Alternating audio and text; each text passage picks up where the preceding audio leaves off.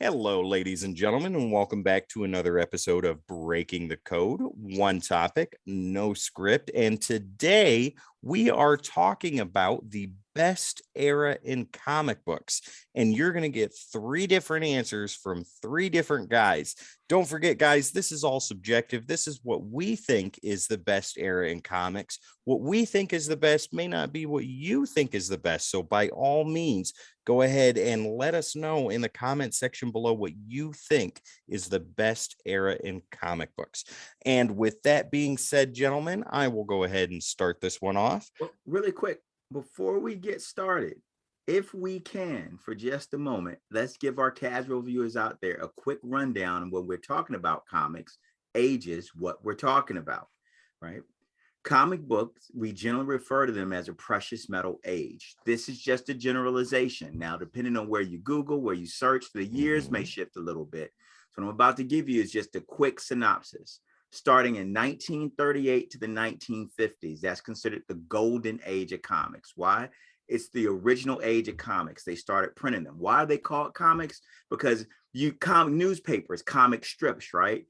So you used to open, I don't know how old you are, maybe I'm an old guy, but you used to open the newspaper back then, and they had comic strips in the back of the newspaper. And so Spider-Man, Superman. Eventually a publisher said, hey, there are people out there who take the newspaper and give them to their kids so they can read the comics, or the funnies as they were called.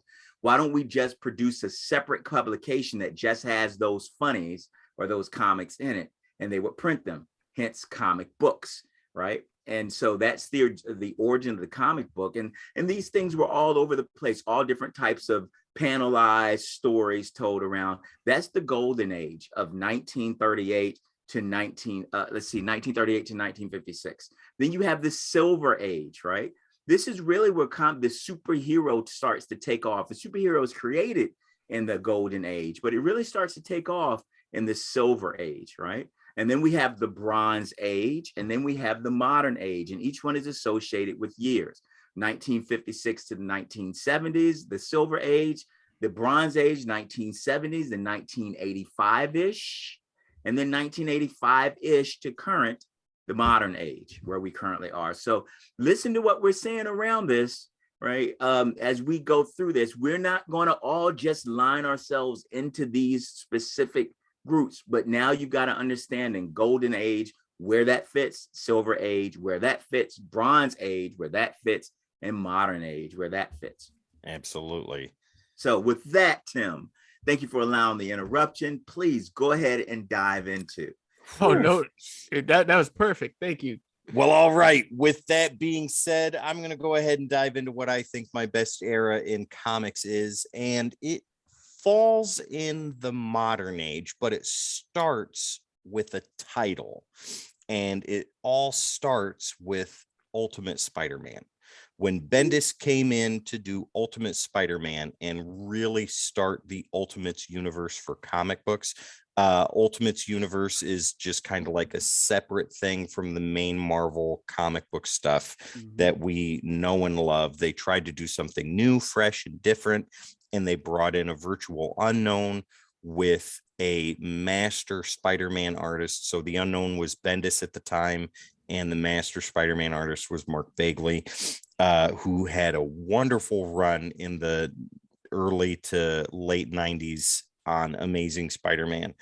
But it goes from there, and you have all these events that take place during that time. You have Civil War that takes place during that time. You have World War Hulk that takes place during that time. You have Secret War, not Secret Wars or Marvel superhero Secret Wars, but Secret War. You have Secret Invasion. You have on the DC side of things, you have Infinite Crisis that takes place.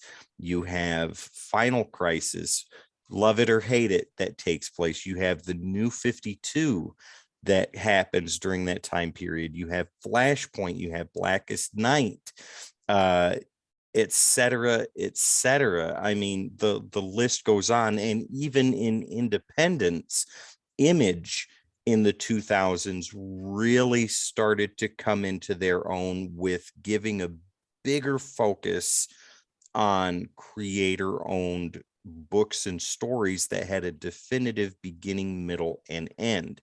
And even with their ongoing series, aside from like their legacy characters like Savage Dragon and Spawn, which are still carrying on today, you had books like let's see here, not Why the Last Man, but Saga came in during that time period, and other creators like Tinian would come in, Kirkman becoming a member of the board, The Walking Dead starting at that time, Invincible during that time period too, and so on and so forth. It's from 2000 to 2014. And one more thing that needs to be brought up is the resurgence of Valiant Comics, 2012, the summer of Valiant.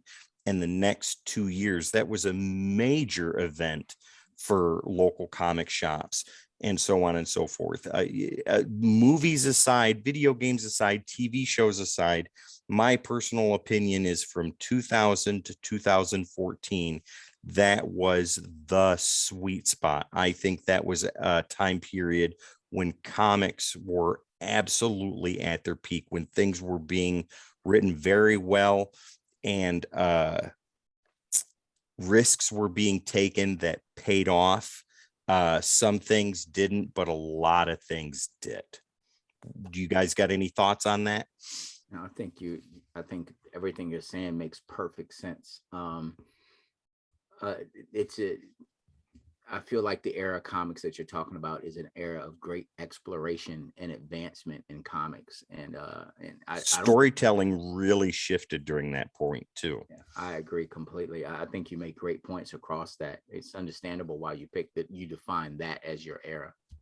Yeah, and it's a great era in that respect because of the fact that, like you alluded to, you had all these not no names but new faces coming in as writers and artists, and how they've transcended comics from that point to now has been just astonishing in its own right.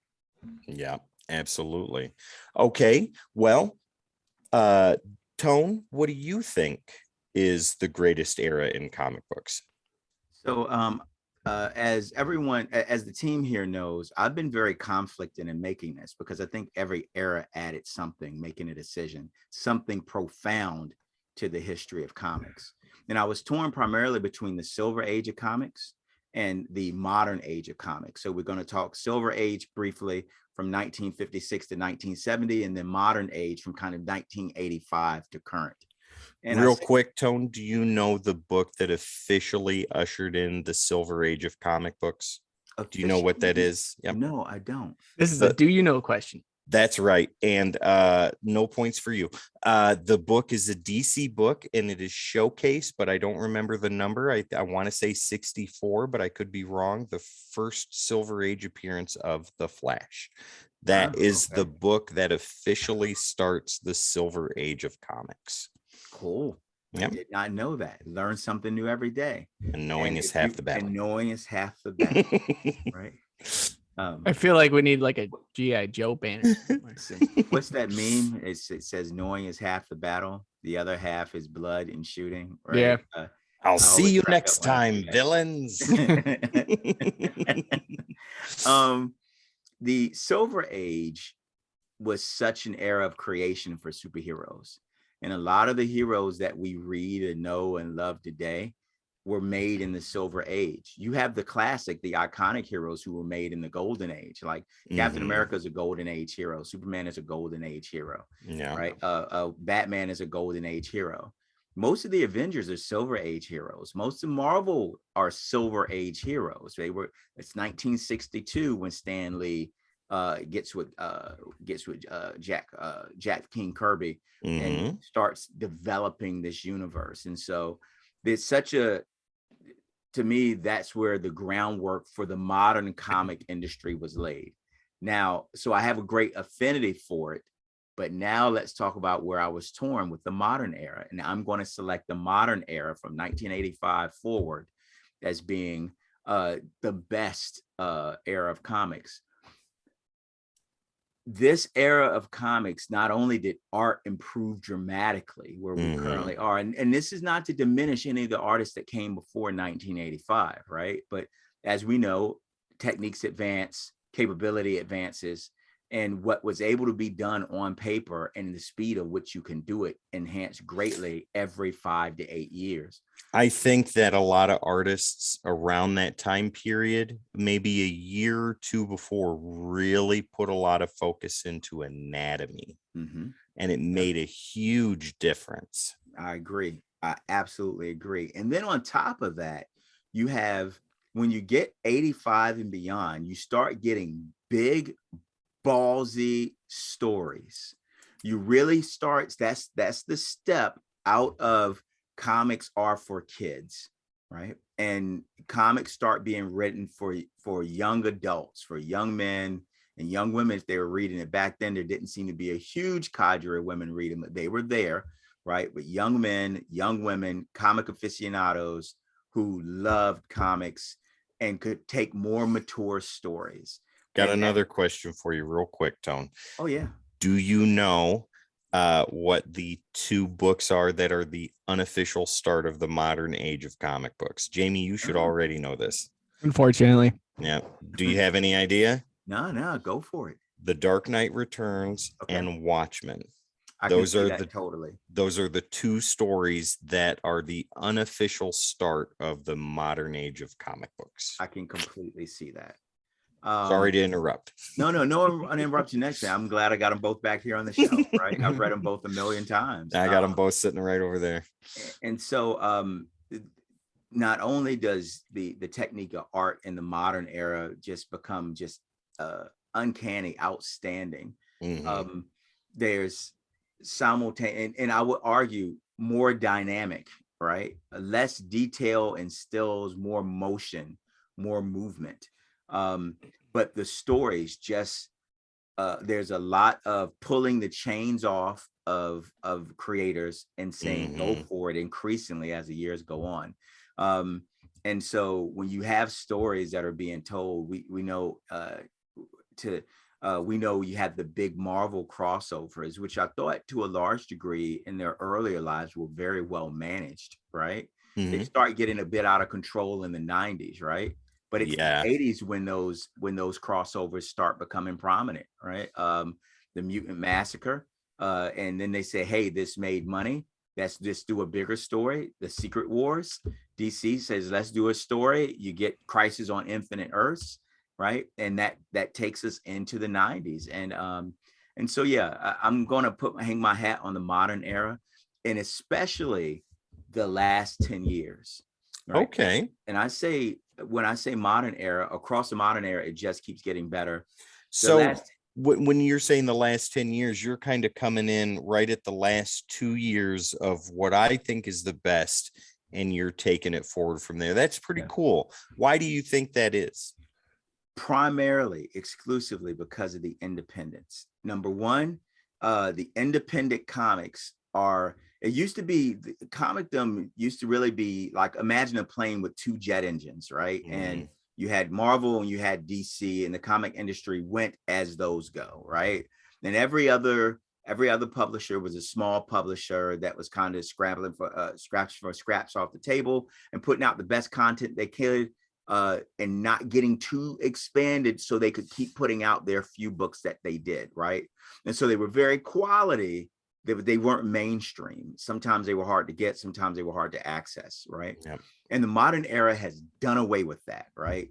These independent publishers like Boom, like Dark Horse, like Valiant, right? Like IDW, and on and on and on, like Aftershock.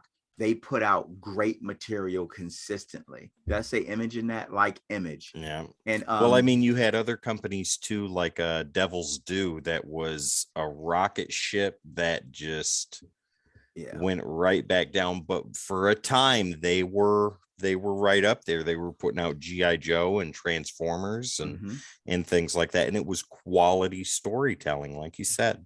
So and Mad Cave now comes into play. Yep. And so now you get, taking place simultaneously, you get the comic companies, the big two, right, wanting to shake things up, right? And they turn their own company, they turn their own character universes on their head for different reasons, some monetary, some social based, whatever it may be. They turn 30 years, 40 years, 50 years of canon on its head. Some people hate it, some people love it because it's change, right? Mm-hmm. And then simultaneously, you have this just burgeoning support in the comic world from these independents that are just telling non-superhero badass stories, right?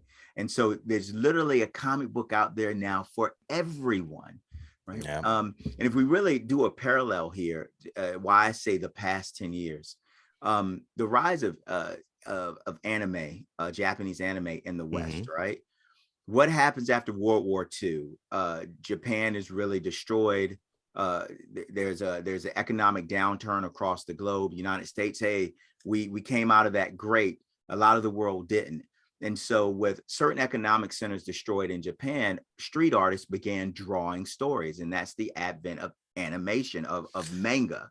Well, at that time, too, you had a lot of Western society really being hungry for Japanese culture after the war was over, too, because it was accessible now. And so now what we see is shown in manga nowadays, right? We see animation, we see anime, and we see it great. That's just one bucket of manga anime that takes place here in Japan. There are many, many genres, right? It's more akin to our Hollywood. There are manga and anime for elderly people, for parents, for kids, and socially they accept it, right? There's a manga for everyone. You like law stories, there's a manga for you. You like romance stories, there's a manga for you, right? It's all out there. If you're a teenage boy, there's a manga for you. If they're teenage girls, there's a manga for you. Young adults, there's manga for you. In college, there's a manga for you. Man working a mechanic's job, right? Instead of coming home and just turning on the TV, there are 1,000 mangas for you, right? I feel like our comic industry in the past 10 years have finally hit that same stride. I hear that. Where every demographic that's out there in the United States, I don't care what region you're from, I don't care what nationality or background you're from, there's a comic out there for you in the modern age of comics. So if you say, I don't like the big superhero stuff, I like horror. Horror's back. If you say you like the occult and vampires, it's back. If you say you like fantasy, right, swashbuckling, it's back, right? It's here. You like sci-fi, it's back. And so that's why I say it. I picked the modern age with an emphasis on the last 10 years. Jamie, what about you? What do you got to say on this? Well, you guys are doing a great job. I just been sitting back listening. This is great. So the way I went about this is I broke this down my pick is the modern era. Let's just put it that way to start. But I broke it down into two different sections. Okay. All right. Now I'm going to go with the first one, which is DC retrospected with independence. And I'm going to say 1990 to 2000 for that. I feel like it was the Insurgents of Image. We got the chance to start something new, something bold, something no one's thought of, with big creators jumping ship to independent. Yeah. At that time. And, becoming the bad boys of comics, if you must say. The Pistons of comics, ladies and gentlemen. But with DC's aspect in it all, I feel like that was the greatest era of continuity that we've ever gotten. Especially with everyone had their own spotlight. No one went under 40 books. There wasn't really like, oh, here's the 6th issue on Booster Gold. No, Booster's getting a number 1 and it's going to go 50 issues. What about Blue Devil? Blue Devil, okay, fine, he gets 40. Characters that we didn't know finally got that spotlight for themselves during that time frame. And everybody was in everybody's book. There was so many tales, so many story arcs where Green Arrow jumping in with Green Lantern, or Aquaman working with Wonder Woman, and every book had a filler for that. So that whole story arc was 2 issues from each respective hero. Right. Well, to add on to that about Image coming onto the scene, I think that their move onto the field with the big two in such a big way really shook up Marvel and DC to get them to do things like that, to bring in characters in other books that they normally wouldn't do. And like Daryl Banks said in the interview we did with him, to do more risks and to do more edginess. Yes, and that's what they did in that time frame. Now, the second part for this is obviously Marvel. Mm-hmm. For me, Marvel's era for me was 2010 to 2020. We're overlapping with our years, and I love that, because from 2010 to 2012, all of us here can say for that me, when Marvel is a different perspective than what you guys had. Okay. We had the boom of the MCU. Mm-hmm. And that turned people's heads and went, there's a comic for this? Yeah. What do you mean? And then you get that growth. You got that market share now where people are coming in going, hey, I just saw Captain America Civil War. Where does this start for me? Come over here and let me show you. I love Tony Stark as Iron Man. Where are the Iron Man comics at? You know, it started this new revolution where it built a new community. It built a whole new establishment. Yeah, DC and obviously independents have this great rise during this time frame, but Marvel really took a hold of it where they were just it was the same thing from the 90s. Every character got a book. Let's throw it at the wall to see if it sticks, and everything stuck at that time. Yes, and that was such a good time too, and such everyone was bad time with the comics boom and eventual crash. Yeah, but even like using the likeness of characters, like people were loving the fact of Robert Downey Jr. as Tony Stark. Now you got the likeness of him in the book. Same thing with someone like Sam Jackson. Yeah, Sam Jackson or Chris Hemsworth. You got that in the book, so now it correlates with one another. Now people are going nuts because they want every single book these people are in. So yeah, for me, 1990 to 2000 would be my independence and DC, which granted now they still have a lot more impact, but that's where I think where it really stood the ground for them. And then 2010 to 2020 would be Marvel's. Well, let me ask you guys this: with our wealth of comic knowledge between the three of us, if we can narrow it down, to the 2 years where we are all in the same area, 2012, think about it for a second and tell me what you think your favorite moment is from 2012 to 2014. Would it be 2014? Okay, what would it be, Jamie? It'd be 2013, 2015. Okay, well, I'm saying like for 2012 to 2014, I think we're all in the same area, because Tone said the past 10 years, that's back down to 2012. That leaves you with me with 2012, 2014, because you had the emergence of the New 52. You had the changeover in Marvel to likeness of characters. You have the rise of new and great independent comic writers and comic artists. At that rate, I would go that realm. Okay, for me, Tone, I'm going to give you another minute or two to think about it. For me, in 2012, the return of Valiant, the summer of Valiant. Jamie, 2000, what was it? 2011. 2011 was New 52, right? But 2012 kicked off New 52. Okay, 2012. So there you go. You had two universes exploding onto the map at that point, like a complete 95% redo of the DC universe. DC's Ultimate, if people want to compare that with Marvel's line. Geez, those are the two big events for me. I mean, you had the summer of the Avengers then too, and Marvel Now was a soft reboot. Which Marvel Now? Not Marvel Now 1.0 or 2.0. Exactly. So but the summer of Valiant and the launch of New 52 are the two things that come to mind for me. Tone, what do you think? 2012 to 2014, since we're all in that same small space of enjoying the same books at the same time. In that space, I see both comic companies putting top tier writers on top tier books, period. Yeah, absolutely. And so you get New 52 Batman, which is just stellar, and that was Scott Snyder, right? Yeah. And Greg Capullo. Yeah, right. Just writing the hell out of a great character and introducing new, legitimate new ideas and concepts into a character. Over at Marvel, I mean, come on, they laid the ground. That's when they're running the time. They do the Illuminati in that time frame. Yeah. They run the When Time Runs Out story. Yes.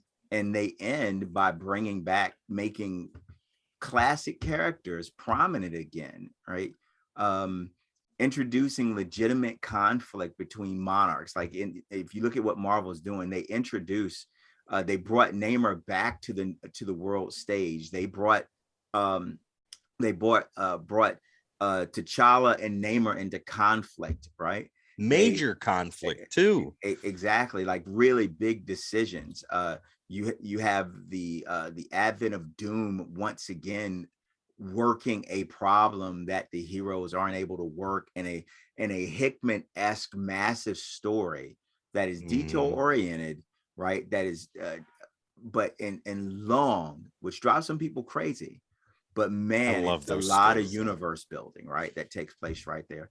So to me, it's not just kind of the big things. It's Marvel and DC both saying we're going to put the best talent on the best books and take the chains off of them and let them go. And they did not disappoint. Yeah, and that was the year, that time frame, that 2012 to 2014 I was talking about. Tinian took over in his first solo for DC, which was Talon. Out of the pages of Snyder's Batman. He also worked with Snyder. He was co-writer on Batman. I had to look it up again just to make sure, because I thought he was part of Detective Comics, but that was Tomasi, I believe. Okay. Well, I think it is safe to say that even though our date ranges are vast and wide, for 2 years in the history of comic books, Tone Supa, the Sci-Fi Swordsman, the Immortal Jamie, and the Wonderful Tim all loved the same books at the same time from 2012 to 2014. Tim the Terrible. Tim the Terrible. That's right. There you go. I forgot J-Dub. Oh, J-Dub. I just get the Immortal Jamie. How rude is that? So gentlemen, do you think it's safe to say that at least for us, the sweet spot would be 2012 to 2014? I would say, yeah. Now I would say I gotta say the era. I gotta say the era. When I tie it down to the year, like that 2-year stretch, if I were to take that 2-year stretch, well, I would be very happy with it. I would still be hard pressed to say 1962 to 1965, or 64 to 66, when Marvel just freaking just explodes with Fantastic Four, X-Men, Spider-Man, the Incredible Hulk. In a 2-year stretch, I can't say that, but as an era of things happening, I can say that. Okay, ladies and gentlemen, you heard it here. Tone will not be nailed down for anybody. No. All right, gentlemen, before we get out of here, Tone, do you have anything you'd like to say to our wonderful viewing audience that is watching right now? Nothing other than what I always say, which is thank you for investing in us, sharing your time with us tonight, fellowshipping with us. Thank you for joining the clan. Hope you reach out to your friends, colleagues, family members, and invite them to join the clan so we can continue to grow. Remember, here at the Codex Station, we love heroes. We love comics. You are a hero. That is absolutely correct. Jamie, what about you? What do you have to say to our wonderful viewing audience today? Kind of like what Tone said, we're trying to build a better comic community, and that takes you. So thank you for all that are viewing. Thank you for all that are hitting those like buttons, subscribes, those follows. We're on that fight for 50 and the race to 100. So guys, go check us out. If you guys can, tell your friends, tell your family, tell your grandparents, they might like it too. But guys, as always, I know it's tough out there right now, and even changing the perspective of someone's life just by smiling at them and making them smile back could change the course of everything. So guys, always be kind. And as always, I will see you in the next one. Absolutely, guys. And you know what's coming next. Find us on all the socials: Facebook, Instagram, Twitter, Twitch, YouTube, TikTok, Discord, and on podcast streaming platforms. All you got to do is type in the Codex Station and that is where you will find us. Don't forget, we have new episodes of Breaking the Code every Friday here on Twitch. On Saturdays, it's Codex After Dark. And on Wednesdays, the flagship program, the Codex Podcast, will be there for you live every week. Once again, all you got to do is type in the Codex Station, and there we are. Once again, my name is Tim. On this side of me is the wonderful Jamie. Down below is Tone, Supa, the Sci-Fi Swordsman. This is Breaking the Code. We are the Codex Station, and we will see you next time.